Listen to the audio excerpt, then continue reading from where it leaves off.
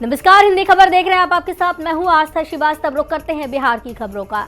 बिहार के उप मुख्यमंत्री सम्राट चौधरी ने आरजेडी प्रमुख लालू यादव के बयान पर कहा कि मंडल कमीशन के समय लालू प्रसाद बिहार के मुख्यमंत्री थे। उस समय बीपी सिंह को 146 सांसद का समर्थन मिला था और कांग्रेस पार्टी 200 सांसदों के साथ इसका विरोध कर रही थी। बीजेपी के 85 सांसदों ने जब समर्थन दिया तब बिल पारित हुआ। इसलिए लालू यादव को ये कहना चाहिए कि उन्हें भी मुख्यमंत्री बीजेपी ने बनाया और मंडल कमीशन लाने वाली भी बीजेपी है। लालू प्रसाद जी बिहार के मुख्यमंत्री थे। मंडल कमीशन भारत की सरकार ने लागू किया था, बीपी सिंह जी ने किया था। और लालू जी क्या थे? मुख्यमंत्री थे ना, इनको क्या अधिकार था?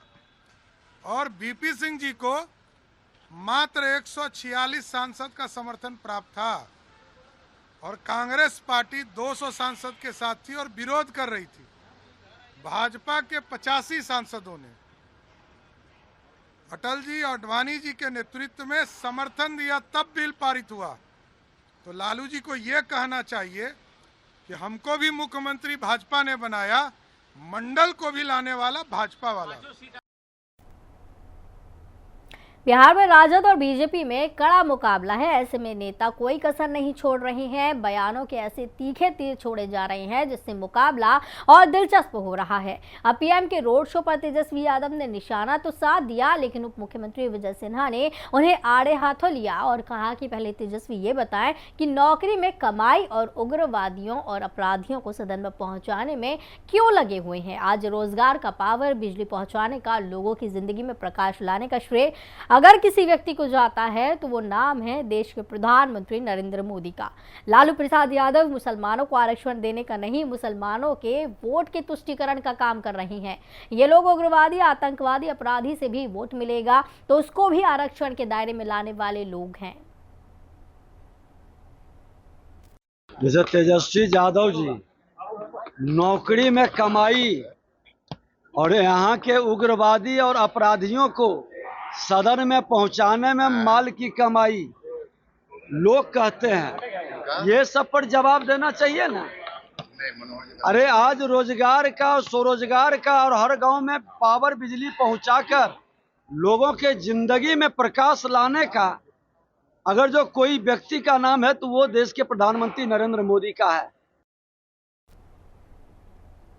एलजेपी रामविलास के प्रमुख और हाजीपुर लोकसभा सीट से उम्मीदवार चिराग पासवान ने आरजेडी नेता तेजस्वी यादव के राक्षस राज वाले बयान पर कहा कि हम जब जंगल राज बोलते हैं तो उसका कारण है जिस तरह यहाँ सबसे ज्यादा पलायन, हत्या, बलात्कार, लूट और डकैती हुई है, ये जंगल राज था। आज की तारीख में सबसे ज्यादा गरीबों को मुख्य धारा से जोड़ा गया, ये आंकड़े बता रहे हैं। अगर ऐसे शासन को ये लोग राक्षस राज कह रहे हैं तो ऐसा राक्षस राज बहुत बढ़िया है। किस तरीके की भाषा का इस्तेमाल है भाई? देखिए, जब हम लोग जंगल राज बोलते हैं, कारण है उसका। जिस तरीके से हत्या, अपहरण, लूटमार, डकैती, बलात्कार की घटनाएं, आप मुझे बताइए ना, आंकड़े नहीं बताते कि 90 के दशक में सबसे ज्यादा हमारे प्रदेश से पलायन हुआ। आज भी दूसरे राज्यों में 2-2, 3-3 पीढ़ी से लोग वहाँ रहने के लिए मजबूर हैं। प्रदेश में प्रवासी कहलाते हैं। ये वो जंगल राज था जब घर से माताएं बहनें निकल नहीं सकती थी। आपको उसके जवाब में आपको कुछ और ढूंढना था, यही था ना। बोलने का कारण तो और कुछ है नहीं, क्योंकि आप जंगल राज आप सुन रहे थे तो आपको उसका जवाब देना था। तो आपने शब्द निकाल लिया राक्षस राज। क्या मतलब है इसका भाई? आज की तारीख में पिछले 10 सालों में जिस तरीके से सबसे ज़्यादा गरीबों को मुख्य धारा के साथ जोड़ा गया, और ये आंकड़े हैं, ये आंकड़े बता रहे हैं कि पिछले 10 सालों में 25 करोड़ से ज़्यादा लोग गरीबी रेखा से निकलकर मुख्य धारा के साथ जुड़े। आज आप गांव देहातों में चले जाइए और आप लोग भी पूछिए, किसी से भी पूछिए कि कितने लोग हैं जिनको आज भी प्रधानमंत्री गरीब कल्याण जन योजना का लाभ मिल रहा है, तो लोग हाथ उठाता है कि हाँ भैया, हम लोगों को 5 किलो अनाज मिल रहा है। मैं इसका श्रेय मेरे नेता, मेरे पिता आदरणीय रामविलास पासवान जी को भी दूंगा। आज चले जाइए, हर सभा में हम पूछते हैं, हर व्यक्ति हाथ उठाकर बोलता है कि भैया हमको 5 किलो अनाज मिल रहा है। तो आज प्रधानमंत्री जी ने जहाँ हर परिवार की चिंता की, जहां हर महिला की चिंता करके उज्ज्वला से लेकर शौचालय तक निर्माण करवाने का काम किया। आज हर किसान की चिंता करके किसान सम्मान निधि देने का काम किया। कोई भी गरीब परिवार आर्थिक अभाव से स्वास्थ्य लाभ से वंचित ना रह जाए। आज 5 लाख रुपए तक का इलाज उसको दिया जा रहा है। लोकसभा चुनावों के मद्देनजर आरोप प्रत्यारोप जारी है। पहले केंद्रीय गृह मंत्री अमित शाह ने कहा कि अगर इंडिया गठबंधन सत्ता में आई तो देश में जंगल राज हो जाएगा। इस बयान पर पलटवार करते हुए बिहार के पूर्व मुख्यमंत्री और राजद प्रमुख लालू प्रसाद यादव ने कहा वो इतना डर गए हैं कि वो सभी को भड़का रही हैं। वहीं पीएम नरेंद्र मोदी के बयान पर राजद प्रमुख लालू प्रसाद यादव ने कहा कि वो संविधान और लोकतंत्र को खत्म करना चाहते हैं। ये बात जनता समझ गई है। मिशन मैंने लागू किया था।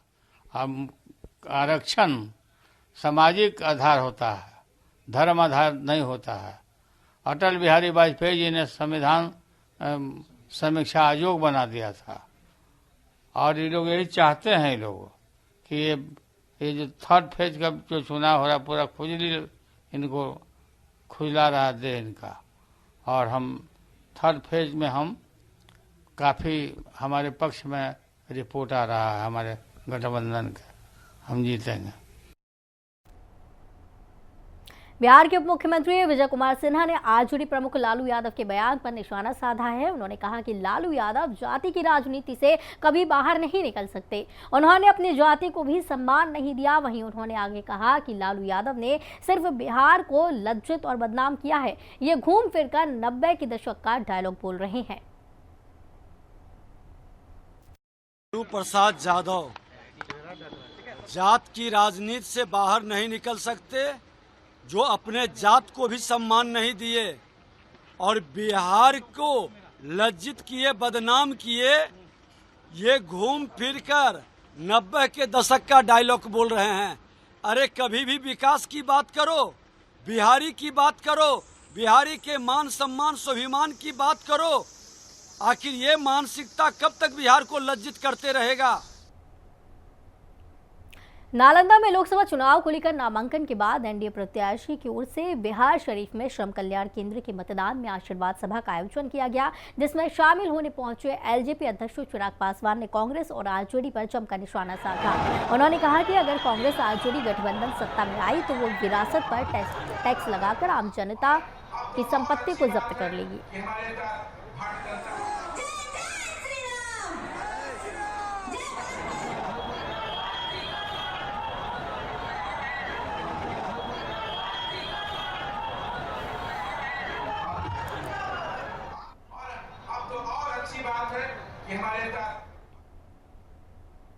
अररिया लोकसभा में मतदान को लेकर जहां एक और लोगों में उत्साह कम दिखा और वोटिंग प्रतिशत भी 2019 की तुलना में कम रहा, लेकिन अररिया में भाजपा के एक मतदाता का उत्साह इस कदर देखने को मिला कि वो अपने घर के बगल स्थित एक मंदिर से दंड प्रणाम कर मतदान केंद्र पहुंचा। दरअसल अररिया शहरी क्षेत्र के वार्ड संख्या 28 के मतदाता राजू पासवान ने मन्नत मांगी थी कि इस बार भाजपा 400 पार करेगा और दंड प्रणाम कर कमल पर बटन दबाने के लिए जाएंगे। राजू पासवान घर के बगल स्थित माता स्थान मंदिर में पहले पूजा करने पहुंचे, फिर दंडवत कर वोट देने के मतदान केंद्र पहुंचे। उनके इस जज्बे का वीडियो सोशल मीडिया पर खूब वायरल हो रहा है और लोग उनके जज्बे को देखकर चकित हैं।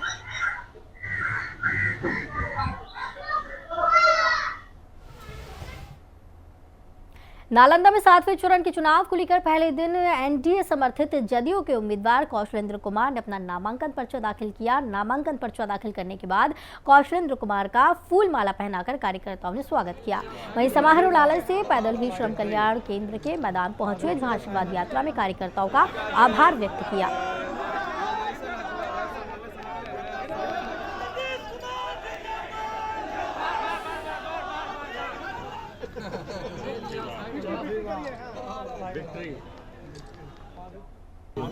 विकास ही है। जब से हमारे नेता नीतीश कुमार जी बिहार की कुर्सी पर संभाले हैं, तब से लगातार विकास हो रहा है। और जो हमारे देश के प्रधानमंत्री हैं, जब से 10 साल हो गए, आज तक देश के अंदर कोई भ्रष्टाचारी नहीं हुआ। ये मामूली बात नहीं है और देश को आगे ले जाने में उनकी अहम भूमिका है। आज हमारे देश की जो पहचान बनी है नरेंद्र मोदी जी के लिए, मैं समझता हूँ कि गर्व हम लोग करते हैं कि ऐसे प्रधानमंत्री हैं जिन पर कोई दाग नहीं है। बिहार के गया में शराब छापेमारी करने गई पुलिस टीम पर ग्रामीणों ने ईंट पत्थर से पथराव किया। इस दौरान ग्रामीणों ने पुलिस को दौड़ा दौड़ा कर ईंट पत्थर से पीटा। दरअसल ये घटना गया जिले के डोभी थाना क्षेत्र के महादलित टोला गांव की है। डोभी पुलिस शिवरती पुल के महादलित टोला गांव में सूचना के आधार पर शराब की छापेमारी करने गई थी। इसी दौरान ग्रामीणों ने पुलिस पर पथराव कर दिया।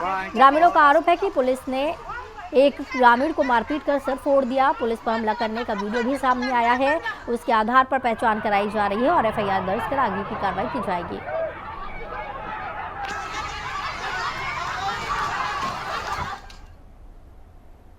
कटिहार में स्वतंत्र माइक्रो फाइनेंस कर्मी से 7,67,000 की लूट का पुलिस ने महज 48 घंटे में खुलासा कर दिया है। पुलिस ने लूट की राशि 6,59,000 रुपए बरामद भी की है। वहीं वारदात के आरोपी चाचा भतीजे को भी गिरफ्तार कर लिया है। पुलिस गिरफ्तार अपराधियों से पूछताछ कर रही है।